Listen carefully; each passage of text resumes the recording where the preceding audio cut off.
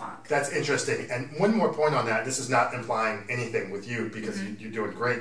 What would you say to people who maybe their husbands are not as, and again, this is not applying to you, but what would you say, because your husband's great, what would you say to people who maybe their husband isn't necessarily as much, or just in their corner? I mean, it's interesting, people, we're not talking husbands now.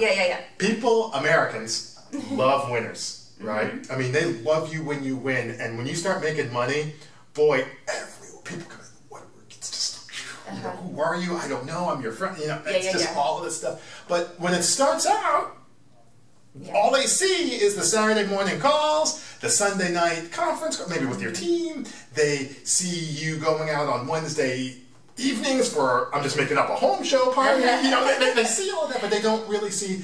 How do you, if you were to give a little bit of advice to people who they have in court they call it an unresponsive witness or an uncooperative witness, how would you kind of navigate that? Mindset-wise, action-wise, what would you tell people? Well, the simple answer would be the Field of Dreams answer, which is if you build it, they will come. Right. If you start having success, then that's what initially brings them around. Okay. And I know that's a little bit of a catch-22. Right, because you can't have, Yeah, because my husband was not on board when I started. Okay, I didn't He know thought that. I was crazy. I didn't know that. When I started. Okay. So, but because we have a good relationship, he was okay with just staying out of my way. Right. And not trying to sabotage what I was doing.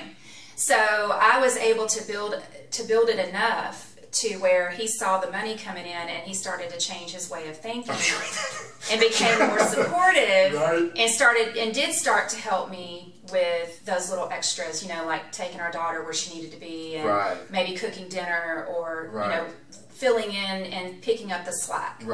So to speak, where I needed.